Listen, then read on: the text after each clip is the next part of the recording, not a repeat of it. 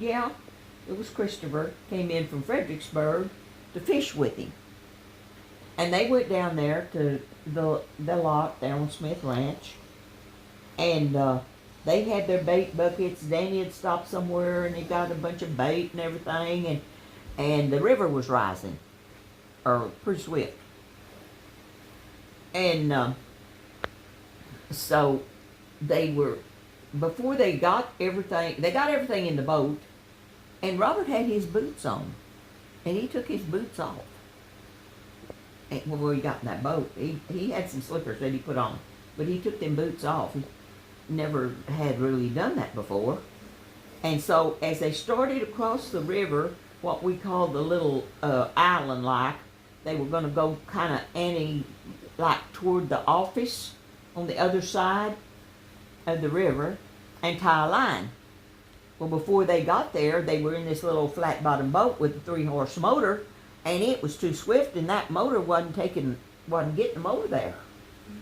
And it just kept going down further than where they were shooting for to get across the river.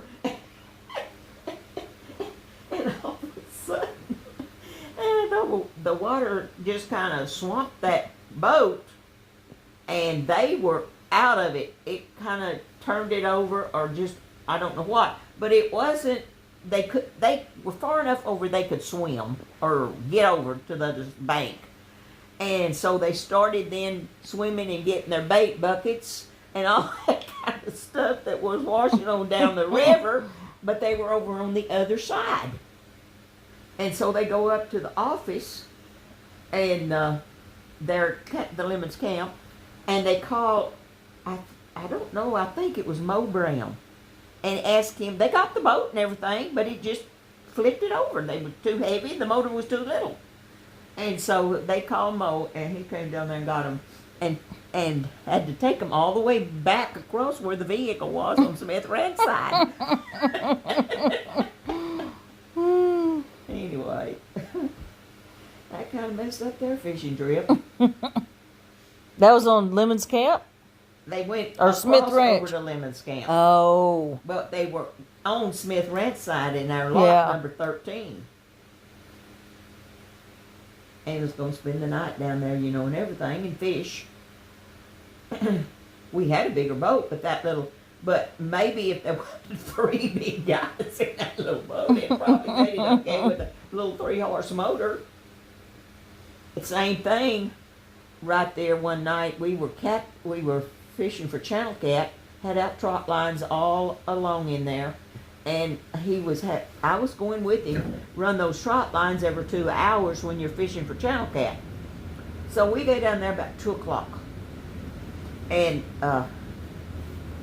he ran the boat up, but before he got right to that willow tree, he said, "Now you need to watch out, because sometimes those old water moccasins, they'll be laying on those limbs," and lammed that front end of that boat in under that limb on that tree. And when he did, I was sitting at the front, a snake come right off that limb, came right under my legs and on that back seat, and I screamed bloody murder. Well, I fell backwards when a snake come into the boat. I fell, and my back was on the buckets, you know, that we had the water and everything in, and the bait was baiting our lines every 2 hours. And it really did hurt my back. It bruised it up pretty bad. But that snake just kept going, and oh man, did I scream. And finally, I said, "You need to get that snake." It went on out. I said, "Robert, I'm telling you right now, I am not going to go another step within this boat. You pull that boat up there at that island and let me out."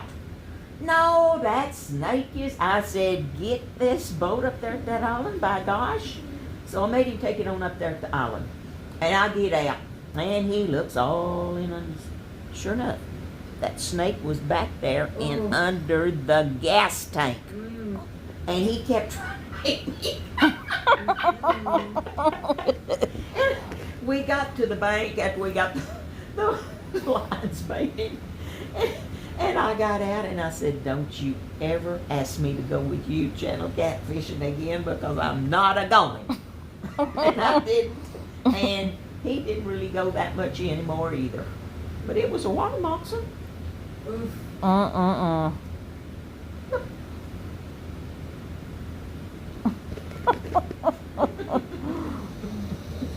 But he just as said that in that snake.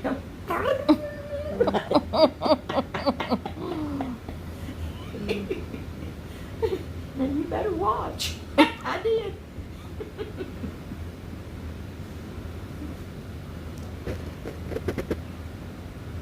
Right after we married and moved down there, was at the we've gone since Abbott to the drive-in picture show. And so as he was coming back, somebody had told him the river was coming down big, and he had out some lines. We did, and back kind of where the boat ramp is. We had he had a line out there, and I said, well, you need to stop and let me change my clothes. No, we got to get down here. We got to get these lines out because that river's coming, and we've got to get these lines out. And so he's nowhere. And he said, so I get on with him, and I had some brand new white shoes on. You know where this is going. And we get down there, and the river had, the lake had fallen some, and the mud was about that deep, about like that. And we'd staked one line on one side, and then but he pulled in like that. And he said, now get out, you get out and undo that line while I hold the boat. Well, the boat drifted. And I had one foot on the dirt and the other foot in the boat, and here we go. Plumb up to my knees in that mud with my new white shoes on. And man, I was just bawling and squalling. And he was laughing. It was the funniest thing you'd ever seen. And the boat had drifted, and I was just going straddle-legged like this. There's no way I could get my other leg wherever it needed to go. Oh my gosh. And I don't think I spoke to him for 3 or 4 days. Wonder if they hadn't killed each other. I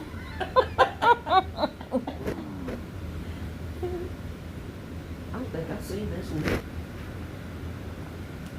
Totally different. You can